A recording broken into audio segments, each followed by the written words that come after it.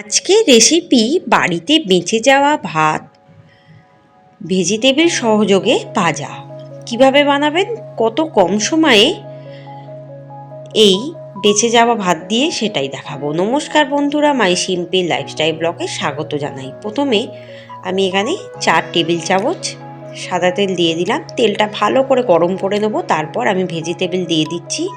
এর মধ্যে আছে 2টো পেঁয়াজ কুচিয়ে রেখেছি, একটা গোটা গাজর কুচিয়ে রেখেছি, লঙ্কা কুচিয়ে রেখেছি পরিমাণ মতো, আর একটু ফুলকপি কুচিয়ে রেখেছি, আর 3টে আলুও কুচিয়ে দিয়ে দিলাম। আরও যদি আপনারা সবজি চান অ্যাড করতে পারেন।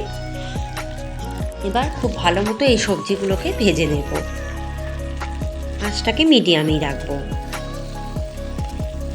ভাত বেঁচে গেলে কি হয়, অনেক সময় আমরা ভাত মিশিয়েও দিই, কিন্তু এইভাবে একটু ভাজা খেয়ে দেখুন, খেতে দারুণ হবে।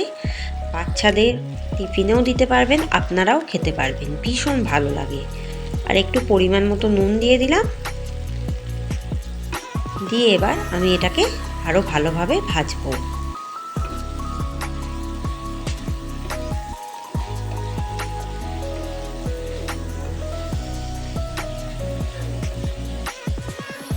যাতে ভেজিটেবিলগুলো সিদ্ধ হয়ে যায়। এই সময় দিয়ে দেবো 1 টেবিল চামচ বাটার, যাতে বাটারের গন্ধটা মিশে যায় সবজির মধ্যে। আপনারা চাইলে ঘিও ব্যবহার করতে পারেন। ভালোভাবে ভেজিটেবিলটাকে ভাজতে হবে, যাতে ভেজিটেবিলে কোনো জল না থাকে।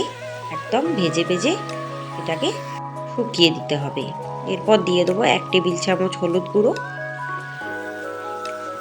হলুদটা দিয়ে আরও বেশ কিছুক্ষণ নাড়তে নাড়তে এটাকে ভেজে নেব। যত সবজিগুলো ভাজা হবে, সিদ্ধও হয়ে যাবে, ততটাই কম সময় লাগবে। যেহেতু আমার ভাতটা আগে থেকে তৈরি করা আছে, তাই জন্য কোনো অসুবিধা নেই, এই ভেজিটেবিলটা ভাজলেই হয়ে যাবে। এটা কিন্তু পেটে অনেকক্ষণ থাকে। আপনারা চাইলে এটা বাড়িতে বানাবেন, ভীষণ ভালো লাগবে খেতে। একবার বানিয়ে না খেলে এটার স্বাদ বুঝতে পারবেন না, এতটাই সুন্দর হয়। বা বাড়িতে কোনো অতিথি এলে এভাবে কিন্তু অবশ্যই তাকে বানিয়ে খাওয়াতে পারেন। বুঝতেই পারবে না যে আপনি এটা বেঁচে যাওয়া ভাত দিয়ে তৈরি করেছেন। এরপর আমি এখানে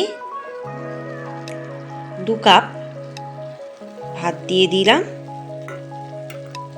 যেটা আমার কালকে রাত্রিরে বেঁচে গেছিলো, সেই ভাতটা দিয়েই করছি। এবার ভাতটা দিয়ে খুব ভালোভাবে এটাকে নাড়বো, কারণ ভাতের একটা জলীয় ভাব থাকে, যাতে নাড়তে নাড়তে সেটা শুকিয়ে যায়। এরপর ভাতটা যখন দিলাম, তাই একটু নুন দিয়ে দেব অল্প পরিমাণে, আর দিয়ে দেবো 1 টেবিল চামচ বাটার। দিয়ে আবারও এটাকে নাড়তে থাকবো। এটা যতখানি নাড়া হবে তত ভালো ভাজাও হবে, আর ভাতের জলীয় ভাবটা শুকিয়ে যাবে। সবজিগুলো একদম সিদ্ধ হয়ে গেছে ভাজতে ভাজতে। দেখুন ভাজতে ভাজতে কালারটাও প্রায় চেঞ্জ হয়ে গেছে আস্তে আস্তে।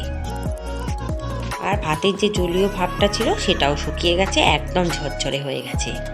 আশা করি রেসিপিটি ভালো লাগবে। বাড়িতে বানিয়ে অবশ্যই দেখবেন আর আমাকে কমেন্টে জানাবেন। যারা এখনও চ্যানেলটিকে সাবস্ক্রাইব করেননি, প্লিজ চ্যানেলটিকে সাবস্ক্রাইব করে এগিয়ে নিয়ে যাও। আরও অনেক নতুন নতুন রেসিপি আপনাদের জন্য ওয়েট করছে। আমার চ্যানেলে চোখ না লাগলে কিন্তু অনেক কিছু মিস করবেন, অনেক রান্নাই শিখতে পারবেন না। তাই দয়া করে আমার চ্যানেলে চোখ রাখুন, অনেক ইউনিক রেসিপি আপনাদের জন্য ওয়েট করছে। দেখুন আরেকটু ভালোভাবে আমি নাড়বো, নেড়ে নেড়ে এটাকে একদম ভাজা ভাজা করে ফেলবো।